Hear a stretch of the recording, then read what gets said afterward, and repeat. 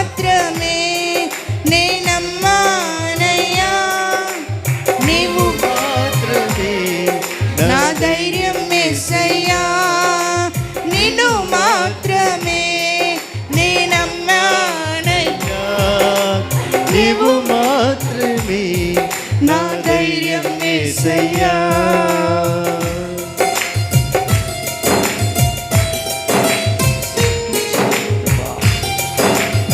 స్తోత్రం.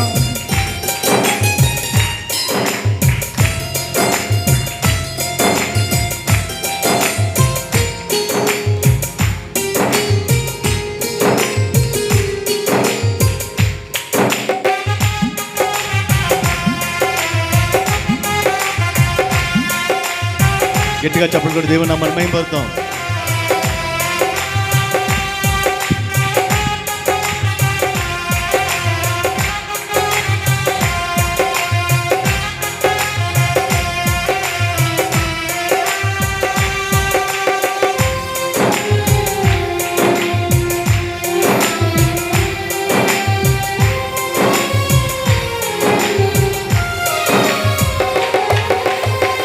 నా ముందు నీవుండగా ఎదురొచ్చువాడెవ్వడు, కార్యము చేయగా అడ్డుపడు వాడెవ్వడు.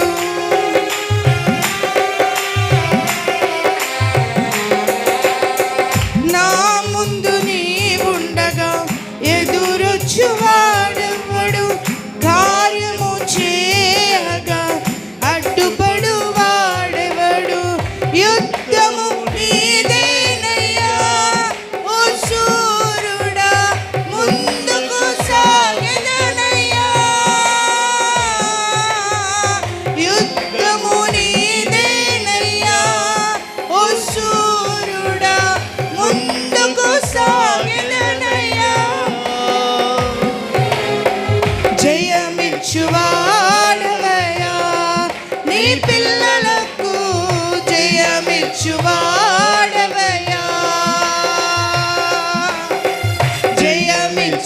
జయమిచ్చువాడవయ్యా నీ పిల్లలకు, జయమిచ్చువాడవయ్యా. నిన్ను మాత్రమే నే నమ్మానయ్యా, నీవు మాత్రమే నా ధైర్యం యేసయ్యా, నిన్ను మాత్రమే నే నమ్మానయ్యా, నీవు మాత్రమే నా ధైర్యం యేసయ్యా. నీవు కరుణించగా కాదను వాడెవ్వడు, శక్తితో నింపగా ఓడించు వాడెవ్వడు. నీవు కరుణించగా కాదను వాడెవ్వడు, శక్తితో నింపగా ఓడించువా. సాయము నీదేనయ్యా సహాయకుడా, నీలో దాగదనయ్యా. సాయము నీదేనయ్యా సహాయకుడా, నీలో దాగదనయ్యా. బలమిచ్చువాడవయ్యా నీ పిల్లలకు, బలమిచ్చువాడవయ్యా,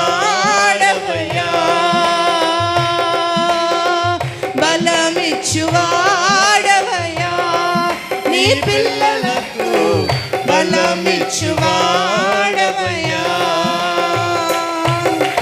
నిన్ను మాత్రమే నే నమ్మానయ్యా, నీవు మాత్రమే నా ధైర్యం యేసయ్యా, నిన్ను మాత్రమే నే నమ్మానయ్యా, నీవు మాత్రమే నా ధైర్యం యేసయ్యా, నీవు మాత్రమే నా ధైర్యం యేసయ్యా. స్తోత్రం. మహోన్నతుడా, మహాగణుడా, మీకు స్తోత్రాలు, స్తోత్రాలు, స్తోత్రాలు. మాకిచ్చిన సమయాన్ని బట్టి మీకు వందనాలు ప్రభా.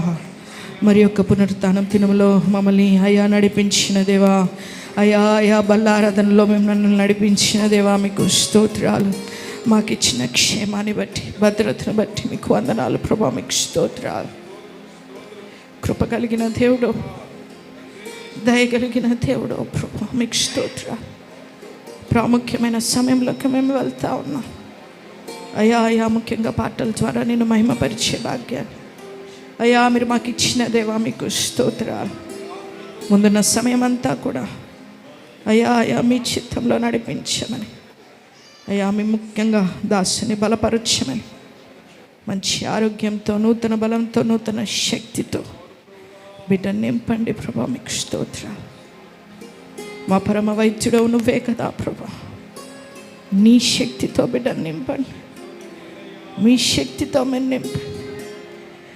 ప్రతి నొప్పి నుంచి, బాధ నుంచి మీరు విడిపించి మీరు బలంగా వాడుకోండి ప్రభా, మీకు స్తోత్రాలు. ప్రతి బలహీనతలో నువ్వు బలంగా వాడుకునే దేవుడవు కదా ప్రభా, బలమిచ్చి వాడుకునే దేవుడవు కదా ప్రభా, మీకు స్తోత్రాలు. మీ రక్తాన్ని ప్రోక్షించి అయా ప్రతి అవయవాన్ని మీరు ముట్టి బాగు చేయమని మీ పాదాలు పట్టుకుంటూ అయా చేరి వచ్చిన ప్రతి బిడ్డను బట్టి కూడా మీకు వందనాలు చెల్లిస్తూ అయా కోడికని మీ చిత్తంలో జరిగించమని యేసు నామములో అడుగుతున్నాము తండ్రి.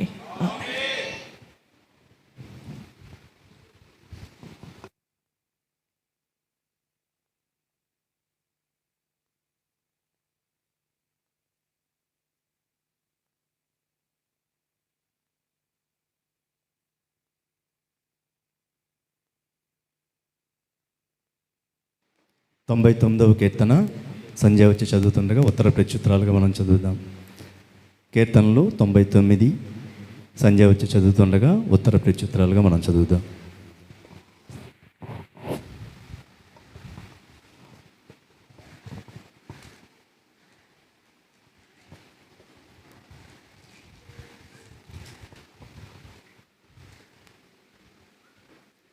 తొంభై 99వ కీర్తన వచనం వెంబడి వచనం చదువుకుందామండి.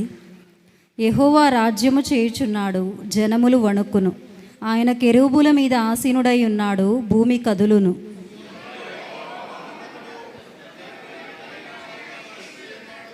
భయంకరమైన నీ గొప్ప నామమును వారు స్తుతించెదరు. యెహోవా పరిశుద్ధుడు.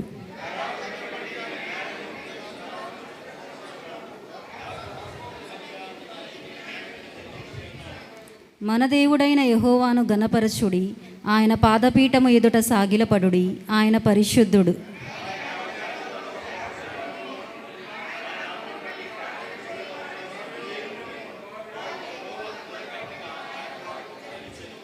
మేఘస్తంభములో నుండి ఆయన వారితో మాటలాడెను. వారు ఆయన శాసనములను అనుసరించిరి, ఆయన తమకిచ్చిన కట్టడను వారు అనుసరించిరి.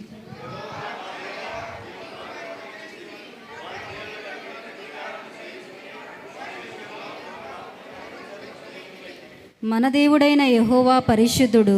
మన దేవుడైన యెహోవాను గణపరచుడి, ఆయన పరిశుద్ధ పర్వతము ఎదుట సాగిలపడుడి. దేవుడి వాక్యం దీవించునుగాక. ఆమేన్.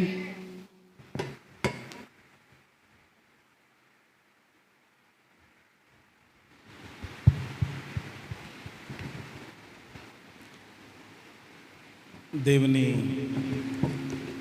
శ్రేష్టమైన పరిశుద్ధమైన పావన పుణ్యనామానికి మహిమ, ఘనత, ప్రభావాలను ఆరోపిస్తూ మరొక పునరుత్థానపు ఆరాధనలో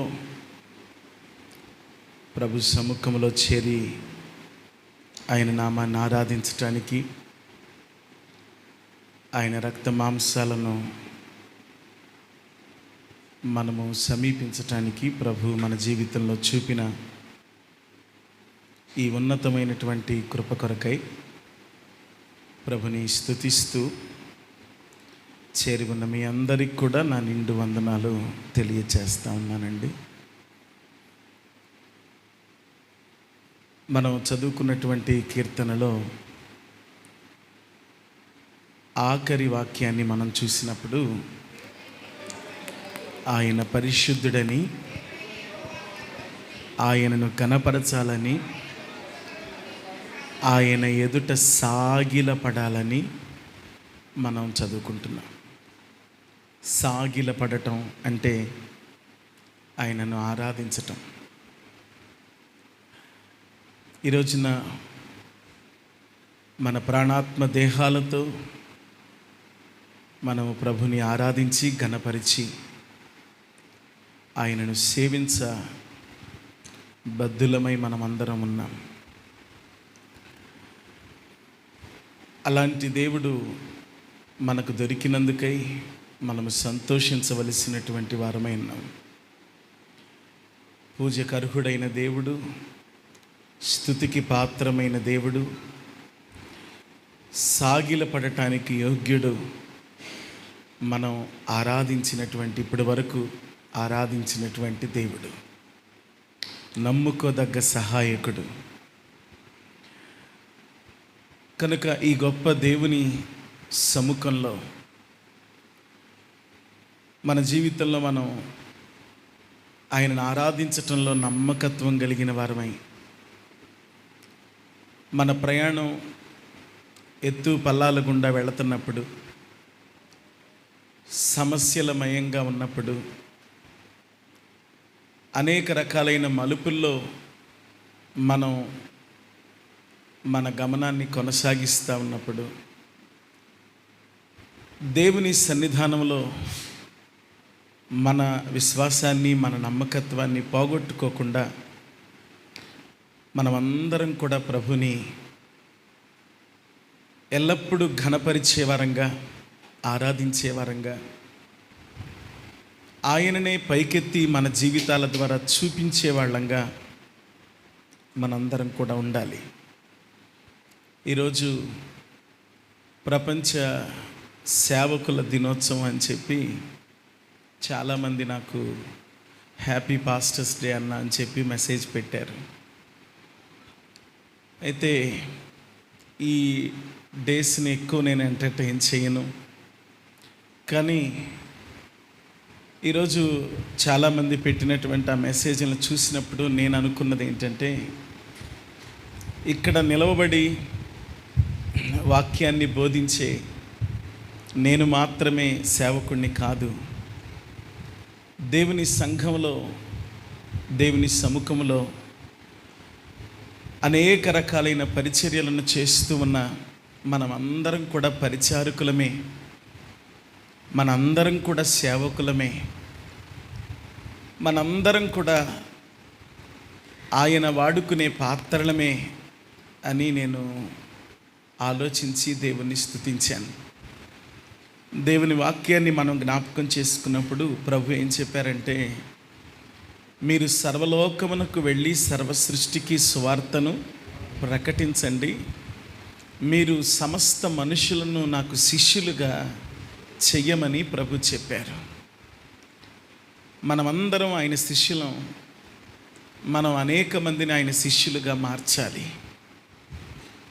మనమందరం ఆయనకు పరిచారకులం, మనం అనేక మందిని ఆయనకు పరిచారకులను సంపాదించాలి. దేవుని బిడ్డలారా, ఆయన శిష్యులం అయితే ఆయన ఉపదేశాన్ని మనం గౌరవించి దాన్ని వ్యాప్తి చేసి దాన్ని అనేకుల జీవితాల దగ్గరకు తీసుకుని వెళ్ళి అనేకులకు ఆయన చిత్తాన్ని తెలియచేసే ప్రయత్నాన్ని మనం ఖచ్చితంగా చేస్తాం. శిష్యుడు ఎవరైనా సరే తన గురువు తనకు ఏదైతే ఉపదేశించాడో ఆ ఉపదేశాన్ని నమ్మి, ఆ ఉపదేశాన్ని తాను అనుసరిస్తూ, ఆ ఉపదేశాన్ని అనేకులకు చాటి చెప్పే పనిని తీసుకుంటాడు.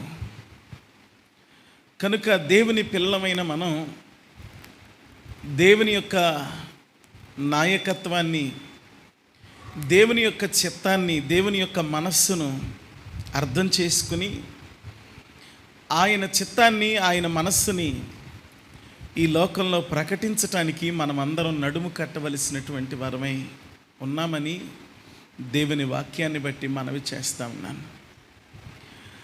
దేవుని బిడ్డలారా, మనకు పాత నిబంధనలో ఆఖరి న్యాయాధిపతిగా పేరు పొందినటువంటి సమూయేలు మనకు తెలుసు. ఇప్పుడు ఈ 99వ కీర్తనలో భక్తుడు సమూయేలు పేరును ప్రస్తావిస్తున్నట్లు మనం చూస్తాం. సమూయేలు అనబడుతూ ఉన్నటువంటి వ్యక్తి ఒక గొప్ప సేవకుడిగా మనకు కనపడతాడు, ఒక గొప్ప న్యాయాధిపతిగా కనపడతాడు, ఒక గొప్ప ప్రవక్తగా కనపడతాడు, ఒక గొప్ప యాజకుడిగా కూడా కనపడతాడు. సమూయేలు యొక్క ప్రారంభాన్ని మనం చూస్తే అతడు యాజకుడైన ఏలీ దగ్గర పరిచర్య చేయుచుండెను అనే మాట మనం దేవుని వాక్యంలో చూస్తాం. ఈరోజు నేను మీకు రిఫరెన్స్ని చూపించి లోపలికి తీసుకుని వెళ్ళలేను, కానీ కొంచెం టూకీగా కొన్ని మాటలు మీకు చెప్పి వాక్యాన్ని ముగించాలని నేను ఆశపడతా ఉన్నాను.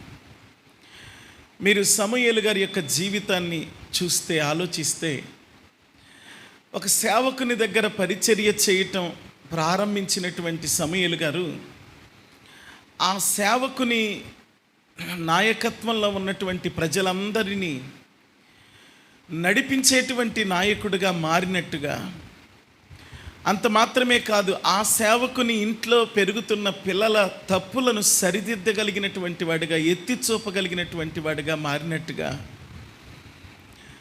ఆ సమూయేలే రాజైన సౌలును అభిషేకించినట్టుగా, ఆ సౌలు పడిపోయినప్పుడు అతన్ని హెచ్చరిక చేసి అతడు తిరిగి మళ్ళీ దేవునితో సమాధాన పడడని యోచించి అతని విషయంలో పశ్చాత్తాపడుతూ ఉండగా దేవుని చేత బోధించబడిన వాడై మరొక రాజుని మరి అభిషేకించినట్లుగా, దావీదుని అభిషేకించినట్లుగా దేవుని యొక్క వాక్యాన్ని మనం చూస్తాం. అంత మాత్రమే కాదండి, సమూయేలు గారు చనిపోయిన తర్వాత కూడా కర్ణపిశాచి చేత పైకి పిలువబడినప్పుడు ఆయన పైకొచ్చి దేవుని చిత్తాన్నే మాట్లాడినట్టుగా మనం దేవుని యొక్క వాక్యంలో చూస్తాం. అంటే సమూయేలు గారి యొక్క ప్రారంభం నుండి ముగింపు వరకు, ఇంకా మనం ఆలోచిస్తే మరణం తర్వాత కూడా దేవుని చిత్తాన్ని చేసినటువంటి ఒక నమ్మకమైన సేవకుడిగా మనకు కనపడుతున్నాడు. ఈ మధ్యాహ్నపు వేళ ఈ ఆరాధనలో ఈ బల్ల ఎదుటకు వచ్చిన మనమందరం మన జీవితంలో మన జీవితాంతం నమ్మకస్తులంగా ఉండేటువంటి ఆ ఆలోచనను మనమందరం కూడా కలిగి ఉండాలి. నమ్మకమైనటువంటి దేవుని సేవకులంగా, దేవుని పరిచారకులంగా, దేవుని పిల్లలంగా మన జీవితంలో మనం ఉండే ప్రయత్నం మనం చేయాలి. దేవుని బిడ్డలారా, కానీ మీరు ఆలోచన చేస్తే సమూయేలు చాలా నమ్మకమైనటువంటి వ్యక్తిగా మనకు కనపడతాడు. దేవుని వాక్యంలో ఒక మాట చూస్తాం, సమూయేలు కుమారులు సమూయేలు వంటి వారు కారు, వారు లంచగొండులు అనే మాట కూడా చూస్తాం. అంటే సమూయేలు గారు ఎక్కడ ఒక చిన్న రూపాయికి కానీ, ఒక చిన్న మాటకు కానీ, ఒక చిన్న ఆలోచనకు కానీ ఎక్కడ కూడా లోకానికి లేకపోతే దేవునికి ఎడంగా ఆయన జీవితంలో చోటు అనేది ఇవ్వని వ్యక్తిగా మనకు కనపడతాడు. కానీ ఒక విచిత్రమైనటువంటి విషయం ఏంటంటే, అంత నమ్మకస్తుడైనటువంటి న్యాయాధిపతి చేతి క్రింద ఉన్నటువంటి ఇశ్రాయేలీలు దేవుని నాయకత్వాన్ని వద్దనుకుని మనిషి నాయకత్వాన్ని కోరుకున్నారు. అంత పరిశుద్ధాత్మతో నింపబడినటువంటి సేవకుని కలిగినటువంటి ఇశ్రాయేలు ప్రజలు రకరకాలుగా వారి మనస్సులను మరల్చుకున్నట్లు మనం చూసాం.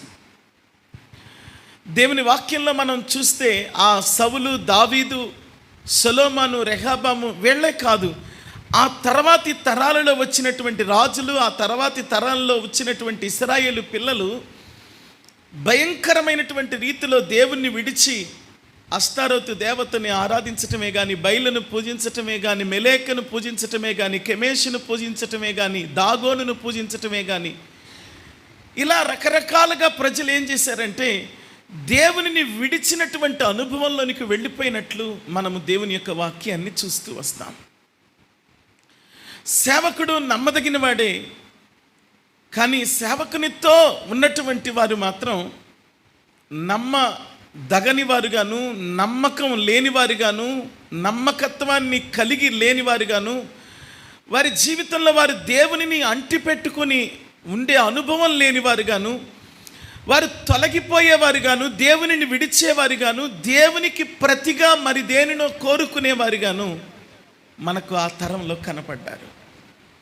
కానీ మనం అక్కడి నుంచి ఒక్కసారి రెక్కలు కట్టుకుని క్రొత్త నిబంధనలకు వస్తే, క్రొత్త నిబంధనలో మనకు సౌలుగా ఉన్నటువంటి, తార్సువాడైనటువంటి సౌలుగా ఉన్నటువంటి వ్యక్తి దమస్కు మార్గంలో దేవుని చేత పట్టబడ్డాడు.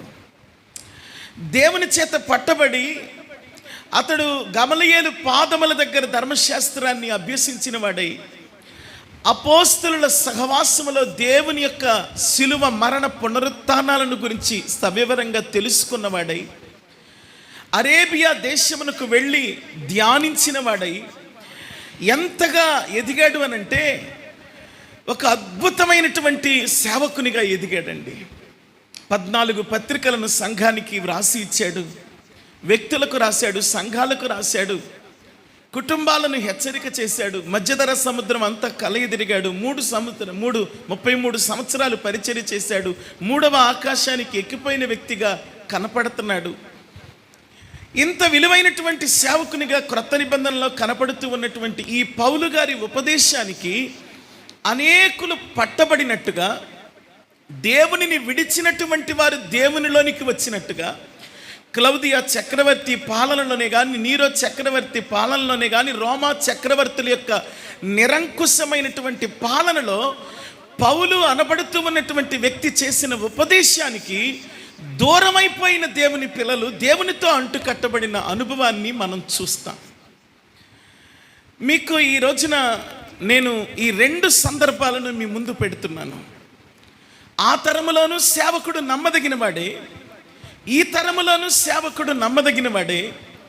కానీ సేవకునితో అడుగులు వేసినటువంటి దేవుని పిల్లలు మాత్రం ఆ దినాల్లో దేవుని అద్భుతాలను చూసినప్పటికీ వారి మనస్సులను తెరవలేని వారుగా కనపడ్డారు. మీరు ఒక విషయం ఇక్కడ గమనించాలి. సమూయేలు ఇశ్రాయేలు ప్రజలకు బాధ్యత కలిగిన వాడిగా కనపడతాడు. సమూయేలు ఇశ్రాయేలు ప్రజల కోసం ప్రార్థన చేస్తే దేవుడు మెండుగా ఉరుములను పంపించి వారి పక్షంగా విజయం దయచేశాడు. ఇంకో మాట అంటాడు సమూయేలు గారు, ఏమంటాడంటే, మీ పక్షాన నేను ప్రార్థన చేయకపోతే నేను శాపగ్రస్తుణ్ణి, పాపం చేసిన వాడిని అంటాడు. కానీ క్రొత్త నిబంధనలు అయితే ఈ పౌలు గారు ఏమి నేర్పారంటే, ఏమండి గమనించండి, వారి కొరకు ప్రార్థన చేసి ఏదో అద్భుతాలు ఏమీ చేయలేదు ఆయన. పైగా ఈయన చెబుతూ ఉన్నటువంటి ఉపదేశం వింటూ ఉన్నటువంటి క్రైస్తవులకు, ఆదిమ సంఘానికి అనేక రకాలైనటువంటి చెర, ఇరుకు, ఇబ్బంది, కష్టం, నష్టం ఎదురయ్యాయి. అంత మాత్రమే కాదు, ఎవరికి వారే ఉచ్చరింప సఖ్యము కాని మూలుగులతో కూడిన విజ్ఞాపన చేసే ఆత్మచేత మీరు నింపబడండి, మీ కొరకు మీరే ప్రార్థన చేయండి, మీ కొరకు మీరే నడుము కట్టుకోండి అని చెప్పి ఈ క్రొత్త నిబంధన తరములో లేపబడిన సేవకుడు ఉపదేశించాడు. నా ప్రియమైన దైవ జనాంగమ, కానీ ఈ తరములో ఉన్నటువంటి సంఘం దేవుని కొరకు ఏమండి గమనించండి నిలవబడగలిగింది, మనకు మాదిరి అవ్వగలిగింది. ఆ తరములో ఉన్నటువంటి దేవుని పిల్లల గుంపు ఏమండి గమనించండి నికరమైనటువంటి భక్తిని లేనివారుగా, దేవునితో కలిసి అడుగులు వేయలేని వారుగా, వారి జీవితంలో వారు దేవునిని విడిచిపెట్టినటువంటి వారుగా, మనుషులను కోరుకున్నటువంటి వారుగా, మనుషుల నాయకత్వాలను కోరుకున్నటువంటి వారుగా, మనుషుల ఏలికలను కోరుకున్నట్టుగా మనము దేవుని యొక్క వాక్యంలో చూడగలుగుతున్నాం. దేవుని బిడ్డలారా గమనించండి, ఎందుకు వారు అలాగున పాడైపోయారు ఆ తరం వారు, ఎందుకు ఈ తరం వారు దేవుని కొరకు నిలవబడగలిగారంటే 3 విషయాలు కనపడుతున్నాయి. పౌలు గారు సంఘానికి వేసిన పునాది ఏంటి అనంటే 3 విషయాలు చెప్పాడు. విశ్వాసము, ప్రేమ, నిరీక్షణ. ఈ 3 అవసరమని పౌలు గారు నేర్పారు. దేవుని బిడ్డలారా మీరు ఆలోచన చేస్తే, విశ్వాసము లేనివారుగా ఉండటం చేతనే ఆనాడు సమూయేలు కాలములో ఏమండి గమనించండి దేవుని పిల్లలు దేవునిని విడిచి పాడైపోయినట్టుగా మనం చూస్తున్నాం. దేవుని బిడ్డలారా గమనించండి, విశ్వాసము లేని మనుషుల మధ్యలో దేవుడు ఎంత గంభీరంగా పనిచేసినా సరే వారి జీవితాల్లో దేవుని కార్యాలను చూడలేరు, వాటిని అనుభవించలేరు. దేవుని యొక్క వాక్యం అందుకే చెప్తుంది, విశ్వాసము లేకుండా ఉండుట, దేవునికి ఇష్టలై ఉండుట అసాధ్యమని దేవుని వాక్యం మాట్లాడుతుంది. విశ్వాసము ద్వారానే మన జీవితాల్లో ఏదైనా మేలు కలుగుతుంది అని కూడా దేవుని వాక్యం మాట్లాడుతుంది. ఈ మధ్యాహ్నపు వేళ మనము దేవుని చేత అంగీకరించబడి, దేవుని చేత దీవించబడి, దేవుని చేత నడిపించబడాలి అని అంటే మనకు అవసరమైంది ఏంటంటే విశ్వాసమే. రెండవది ఏమని వ్రాయబడిందంటే, కొరింథీయులకు రాసిన మొదటి పత్రిక 13వ అధ్యాయంలో మనం చూస్తాం, పౌలు గారి ద్వారా మాట్లాడిన మాట ప్రేమ అంటాడు. ఆ దినాల్లో సమూయేలు కాలంలో ప్రజల మధ్యలో ప్రేమ లేదు, దేవుడంటే ప్రేమ లేదు, కుటుంబాలంటే ప్రేమ లేదు, దేవుని యొక్క ప్రేమను ఆలోచించే మనస్తత్వం లేదు. సౌలుకు దావీదు మీద పగ, దావీదు కుమారులకు ఒకళ్ళ మీద ఒకళ్ళకి పగ, రాజ్యములో ప్రజలకు రకరకాలైనటువంటి మనస్తత్వాలు, నమ్మకత్వం లేనటువంటి, ప్రేమ లేనటువంటి, అభిమానం లేనటువంటి, మమకారం లేనటువంటి మనస్తత్వాలు కలిగినటువంటి వాళ్ళుగా కనపడ్డారు. కానీ క్రొత్త నిబంధనలో పౌలు అనబడుతున్న సేవకుని యొక్క ఉపదేశం మీద నిలవబడిన వాళ్ళు ఏం చేశారో తెలుసా? సమిష్టిగా మార్చబడ్డారు. వారి ఆస్తులు సమిష్టి అయ్యాయి, వారి ఆలోచనలు సమిష్టి అయ్యాయి. వారి ధ్యాస, వారి ఆలోచన, వారి కోరిక ఏంటంటే, ఏమండి, సంఘానికి ప్రతిరోజు చేర్చబడుతున్నటువంటి దేవుని పిల్లల సంఖ్య పెరుగుతూ వచ్చింది. అయితే వీరందరి ఆలోచన, వీరందరి ధ్యేయం ఏంటి అని అంటే, మనము ప్రేమ కలిగిన రాజ్యములో ఉండాలి అనేదే ఈ సంఘం యొక్క ధ్యేయంగా మనము క్రొత్త నిబంధనలో చూస్తాం. నా ప్రియమైన దైవ జనాంగమ, మూడవది ఏంటంటే, అపోస్తలుడైన పౌలు కొరింథీయులకు రాసిన మొదటి పత్రిక 13వ అధ్యాయంలో 3వ మాట ఏమని చెప్పారంటే, నిరీక్షణ అని చెప్పారు. అంటే నిరీక్షణ అంటే, ఈ పౌలు అనబడుతున్న సేవకుని యొక్క ఉపదేశాలు సంఘాన్ని ఏ నిరీక్షణలోనికి తీసుకెళ్ళి అంటే, రెండవ రాకడ యొక్క నిరీక్షణలోనికి తీసుకెళ్ళి. పౌలు గారు ఏది చెప్పినా ఒకటే చెప్పారు. ఏమన్నారంటే, మీ కొరకు ఆయన రాబోతున్నాడు, మీరు ఆయనను ఎదుర్కోవటానికి నిరీక్షణ గలవారై ఉండండి అని ఉపదేశించాడు. మనం సమూయేలు కాలంలో చూస్తే ప్రజలకు నిరీక్షణ లేని వారుగా కనపడతారు. వారికి ఎప్పటికప్పుడు ఏమండి విడుదల కోసం వాళ్ళు అడుగుతారు, విడుదల వస్తుంది, మళ్ళీ లోకంలో కలిసిపోతారు. అంతేగాని వారొక నిరీక్షణ అనేటువంటి అనుభవం లేనటువంటి వారుగా మనకు కనపడతారు. దేవుని బిడ్డలారా గమనించండి, ఆ సమూయేలు ద్వారా ఎన్ని మాటలు వాళ్ళ జీవితాల్లో ఉపదేశించబడినా, ఎన్ని కార్యాలు వాళ్ళ మధ్యలో జరిగినా, ఎంత దేవుని ప్రేమను, దేవుని ఆరాధనను వారి మధ్యలో మరి సమూయేలు గారు గుర్తు చేసినా, చొప్పించినా, వారు మనోనేత్రాలు తెరవబడినటువంటి వారుగానే కనపడుతూ ఉన్నట్లు మనం చూస్తాం. సమూయేలు మొదటి గ్రంథం 12వ అధ్యాయం 24వ వాక్యంలో సమూయేలు భక్తుడు ప్రజలందరినీ ఉద్దేశించి ఆ 12వ అధ్యాయంలో ఎన్ని మాటలు మాట్లాడతాడో ప్రజలతో. ఆ ఆఖరి మాట ఇలాగంటాడు, చూడండి ఒకసారి 24వ మాట చదవండి.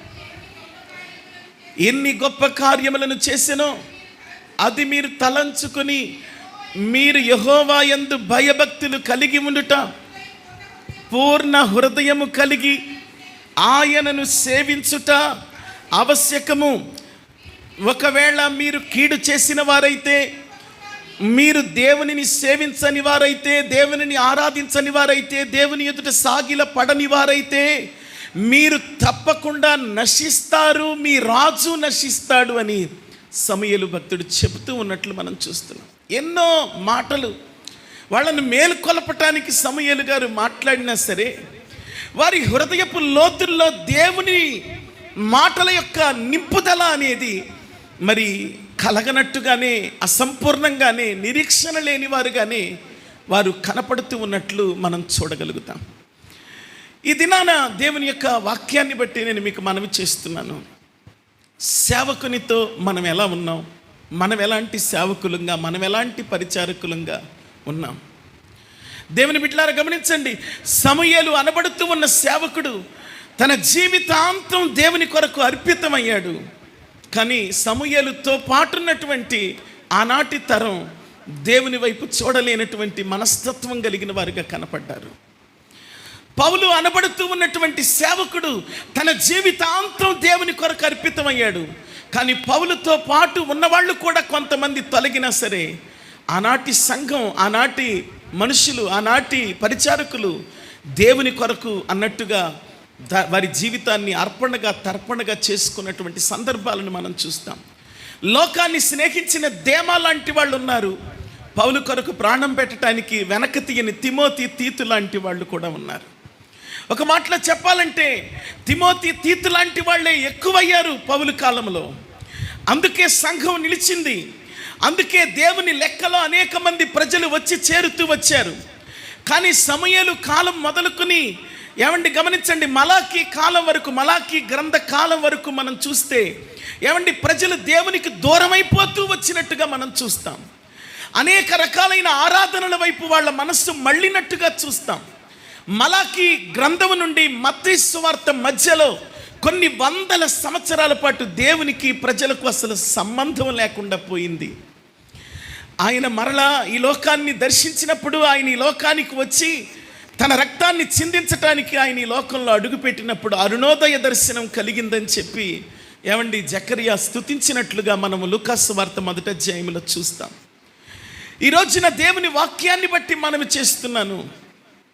సమూయేలు అనబడుతూ ఉన్నటువంటి సేవకుని కాలములో ఉన్న ప్రజలు, పౌలు అనబడుతూ ఉన్నటువంటి సేవకుని కాలములో ఉన్న ప్రజలు, వీరిద్దరిని మనం ఆలోచన చేసినప్పుడు ఈ రోజున సంఘములో ఉన్న ప్రజలుగా మనం ఎలా ఉన్నాం? మనం ఏమై ఉన్నాం? మనము బల్ల దగ్గరకు వస్తున్నాం. అయితే ఎప్పుడైతే అపోస్తలులు ఈ పునాది వేశారో, ఏ పునాది? ఈ రొట్టె, ఈ ద్రాక్షరసం, ఈ నిబంధన, ఈ ఉపదేశం అనే పునాది వేశారు. ఆ పునాది మీద కట్టబడినటువంటి ఆదిమ సంఘం వారి జీవితాన్ని దినదినము పవిత్రపరుచుకుంటూ వచ్చారు. దినదినము దేవుని కొరకు ప్రతిష్ఠించుకుంటూ వచ్చారు. ఒక మాటలో చెప్పాలంటే వారి హృదయాలు పొడవబడినట్లుగా అపోస్తల కార్యగ్రంథం 2వ అధ్యాయంలో మనం చూస్తాం. పేతురు మాట్లాడుతూ ఉన్నప్పుడు వారి హృదయముల యందు నొచ్చుకున్నారు అని చూస్తాం. అయితే ఆ మాట పుట్నోట్ మీనింగ్ కింద మనం చూస్తే వారు పొడవబడ్డారు అని చూస్తాం. పొడవబడిన రోజు 3,000 మంది చేరారు.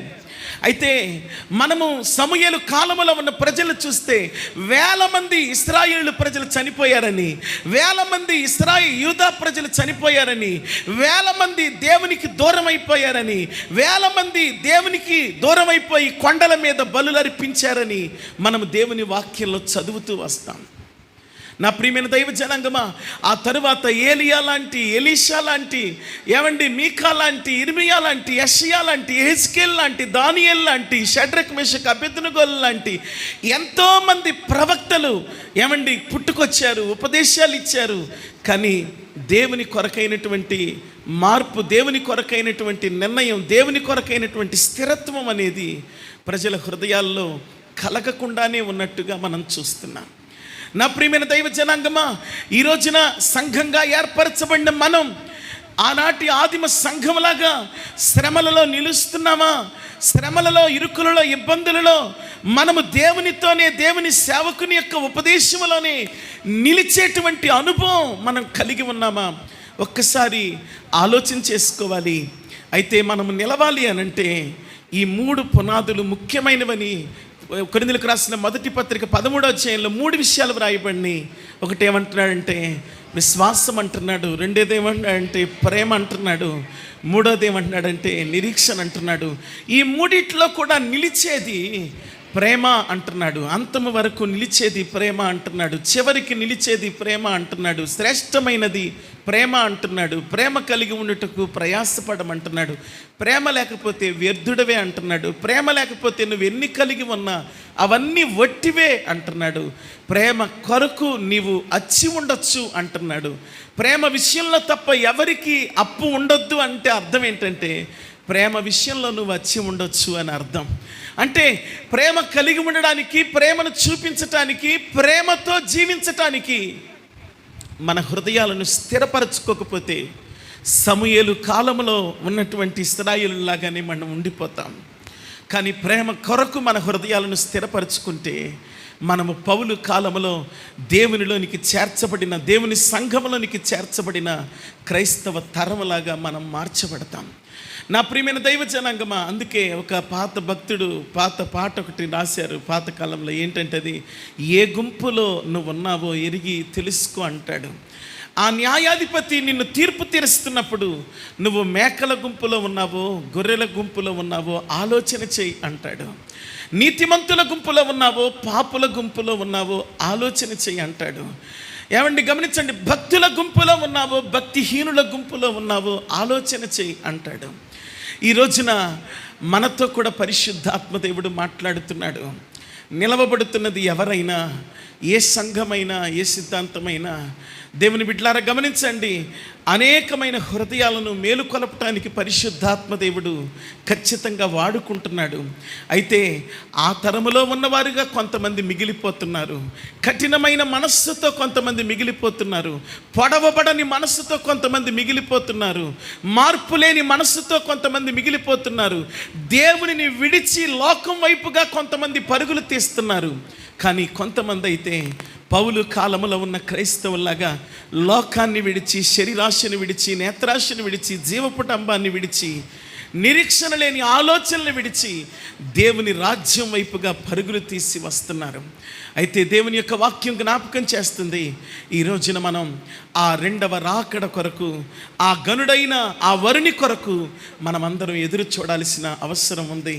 దేవుని బిడ్డలారా, క్రొత్త ఆకాశము, క్రొత్త భూమి, బంగారముతో వేయబడిన వీధులు, జీవవృక్ష ఫలాలనిచ్చు చెట్లు, జీవజల నదులు, 4 జీవుల కీర్తన, 24 పెద్దల ఆరాధన, ధవళ సింహాసనం, పాపమెరుగని దూతల ఆరాధన, పరిశుద్ధులు, వేవేల పరిశుద్ధులతో నింపబడిన ఆ ఘనమైన రాజ్యములో నీవు నేను ఉండాలి అని అంటే, ఏమండి, దేవునిని విడిచి దుష్టతరంగా మారిపోయినటువంటి ఆనాటి తరం వలె కాక, లోకాన్ని విడిచి, దుష్టతరాన్ని విడిచి, దుష్ట తలంపులను విడిచి దేవునిలోనికి చేరి వచ్చినటువంటి పౌలు కాలములో కట్టబడిన సంఘంగా మనమందరం ఉందుముగాక. దేవుని బిడ్డలారా గమనించండి, సమూయేలు అనబడుతున్న సేవకునితో ఏకీభవించకుండా నాశనమైపోయినటువంటి ఆత్తరం కాక, పౌలు అనబడుతున్న సేవకునితో ఏకీభవించి మేలు పొందిన తరంగా మనం ఉందుముగాక. ఆశ్చర్య కార్యాలను చూసిన తరంగా ఉందుముగాక. భూమిని తల్లక్రిందులు చేసిన తరంగా మనం ఉందుముగాక. మన మనస్సులో దేవునికి చోటిచ్చుదుముగాక. ఒక్క మాటలో చెప్పాలంటే, ఆనాటి తరములో స్థిరత్వం లేదండి. పౌలు తరములో ఉన్నటువంటి సంఘానికి స్థిరత్వం ఉంది. ఈ రోజున కూడా హూత్ అంటే చెదిరిపోయే మనస్తత్వాలు కలిగినటువంటి వారుగా కనపడుతున్నారు. చిన్న మాటకే చెదిరిపోతున్నటువంటి తరం కనపడుతుంది. చిన్న మాటని, అది కుటుంబంలోనైనా సంఘంలోనైనా తట్టుకోలేని మనస్తత్వాలు కనపడుతున్నాయి. కానీ దేవుని రక్తము చేత కడగబడిన మనం, ఏమండి గమనించండి, మనము సహించే అనుభవం కలిగినటువంటి వారంగా, విశ్వాసములో నిలిచే అనుభవం కలిగినటువంటి వారంగా, ప్రేమలో నిలిచే అనుభవం కలిగినటువంటి వారముగా, నిరీక్షణలో నిలిచేటువంటి అనుభవం కలిగినటువంటి వారంగా ఉండటానికి మనం పిలువబడ్డాం. చీకటిలో ఉన్నవారు చెదిరిపోతారు. చీకటిలో ఉన్నవారికి చిన్న మాటకైనా భయమే, చిన్న శబ్దానికైనా భయమే. కానీ వెలుగులో ఉన్న వారికి భయం లేదండి. మనం చీకటిలో ఉండడానికి పిలువబడలేదు, చీకటిలో నుండి వెలుగులోనికి పిలువబడ్డాం. మనము పాపములో నుండి నీతిలోనికి పిలువబడ్డాం. మనము ఏమండి నాశనములోనికి, రక్షణలోనికి పిలువబడ్డాం. కాబట్టి ఈ రోజున దేవుని వాక్యాన్ని బట్టి మనం చేస్తున్నాను, దైవీకమైనటువంటి మనస్సుతో నింపబడి స్థిరపరచబడిన అనుభవం కలిగి సేవకునితో, సేవకుని ఉపదేశముతో, సిసలైన సేవకుడైన యేసుక్రీస్తు రాకడ కొరకు మనమందరము ఎదురు చూచుదుముగాక. ఆయన సన్నిధిని అనుభవించుదుముగాక. అందరం ప్రార్థన చేసుకుందాం. మన 2 హస్తాల ఆకాశం తట్టితే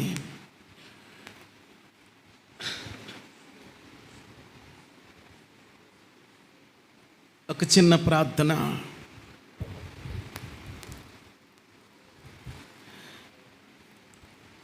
మనమందరం చేసుకుని బల్ల కార్యక్రమం వైపుగా మనం అందరం వెళదాం. ప్రార్థన చేసుకుందాం. ప్రభువా, మీకు స్తోత్రాలు. జీవాధిపతి మీకు స్తోత్రాలు. జీవము గల దేవా మీకు స్తోత్రాలు. స్థిరపరచబడిన అనుభవం మాకివ్వండి. నిరీక్షణ కలిగిన అనుభవం మాకివ్వండి. నిలిచిన అనుభవం మాకు ఇవ్వండి. చెదిరిపోయే వరంగా మేము ఉండొద్దు, నిన్ను విడిచిన తరంగా మేము ఉండొద్దు, నీకు ప్రతిగా దేనినో కోరుకునే తరంగా మేము ఉండొద్దు. ఎవరున్నారయ్యా నీకు ప్రతిగా? నిన్ను మాత్రమే మేము నమ్మవలసిన వారమై ఉన్నాం. ఎందుకంటే నీవు మాత్రమే నమ్మదగిన దేవుడవు.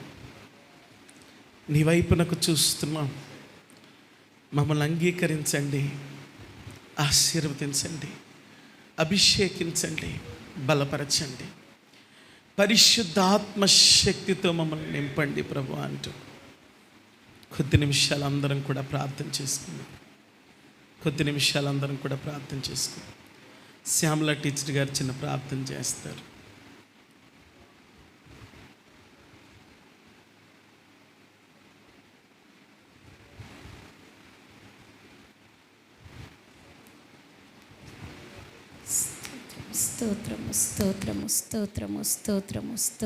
స్తోత్రము మహాపరిశుద్ధుడా, ప్రేమ కలిగిన దేవాన్ని పాదాలకు వందనాలు, స్తుతులు, స్తోత్రాలు తండ్రి. నాయన గడిచిన కాలమంతా తండ్రి క్షేమాన్ని ఇచ్చి ప్రభా నాయన, మరి తండ్రి ఈ ఆదివారము నీ పునరుద్ధాన దినమున ప్రభా మేమందరము ఒకటిగా చేరి నిన్ను స్తుతించడానికి నువ్వు ఇచ్చిన కృపను బట్టి నీకు వందనాలు, స్తోత్రాలు తండ్రి. స్తోత్రాలు ప్రభా నాయన. అయా ఇదిగో తండ్రి వాక్యమును బట్టి నీకు వందనాలు, స్తోత్రాలు తండ్రి. నాయన ప్రతి ఒక్కరిలో తండ్రి నాయన ప్రేమ, విశ్వాసము తండ్రి, నిరీక్షణ ఉండాలని సెలవిచ్చారు దేవా. నీకు స్తోత్రం అయ్యా. అయా ఇదిగో తండ్రి స్థిరపరచబడడానికి సహాయము దయచేయండి ప్రభా. నీకు స్తోత్రం అయ్యా. అయా నీ కృపలో మమ్మల్ని జ్ఞాపకం చేసుకోండి దేవా. అయా నువ్వు మాట్లాడిన ప్రతి మాటను బట్టి ప్రభా నాయన. అయా ఇదిగో తండ్రి మా హృదయాలని తండ్రి నాయన. అయా ఇదిగో మేము స్థిరపరచబడటానికి కావలసిన తండ్రి నాయన అయా హృదయాల్ని మాకు అనుగ్రహించండి ప్రభా. అటు నమ్మకమైన జీవితాలను మాకు అనుగ్రహించండి ప్రభా. దైవజనులు తండ్రి నాయన వాక్య రూపంలో ప్రభా ఎంతో మాకు తండ్రి వెల్లడిపరుస్తున్నప్పటికీ ప్రభా నాయన. అయా ఇదిగో మేము స్థిరపడలేని జీవితాలతో ఉన్నామేమో ప్రభా. నీలో అంట కట్టబడటానికి ప్రభా, నీ రాజ్యములో మేము సమీపించటానికి ప్రభా. అయా ఇదిగో ఈ లోకాన్ని విడిచిపెట్టినప్పుడు ప్రభా నీ సాక్షులుగా మేము బ్రతకడానికి కావలసిన కృపను మాకు అనుగ్రహించమని, అయా నీలో నమ్మకత్వాన్ని చోటు చేసుకునే కృపను మాకు దయచేయమని. అయా ఇదిగో పాపులమైన మమ్మల్ని ప్రభా ఈ బలలో మేము ప్రవేశిస్తుండగా దేవా నాయన. అయా ఇదిగో ప్రతి పాపమును మీరు క్షమించి ప్రభా నాయన మా హృదయాల్ని కడిగి ప్రభా నాయన అందుకు మేము అర్హులుగా ఉండడానికి మాకు తగిన ఫలమును మాకు అనుగ్రహించమని అడుగుచున్నానేసయ్యా. అయా ఇదిగో బలను మేము చేరుకొని చుండగా దేవా నాయన. అయా ఇదిగో తండ్రి దాన్ని స్వీకరిస్తుండగా దేవా నీకు స్తోత్రమయ్యా. మా హృదయాల్లో తండ్రి నిన్ను నాయన నేను చేర్చుకొని ప్రభా అయా నీ బిడ్డలుగా తండ్రి నాయన. అయా ఇదిగో తండ్రి నీతియుక్తముగా, నిరీక్షణ కలిగిన బిడ్డలుగా తండ్రి, విశ్వాసము కలిగిన బిడ్డలుగా, ప్రేమ కలిగిన బిడ్డలుగా జీవించలాగున సహాయం దయచేయమని నా ఈ చిన్న ప్రార్థన సన్నిధికి చేర్చుకోమని నా ప్రభువైన యేసయ్య నామమున అడిగి వేడుకుంటున్నాను తండ్రి. ఆమేన్.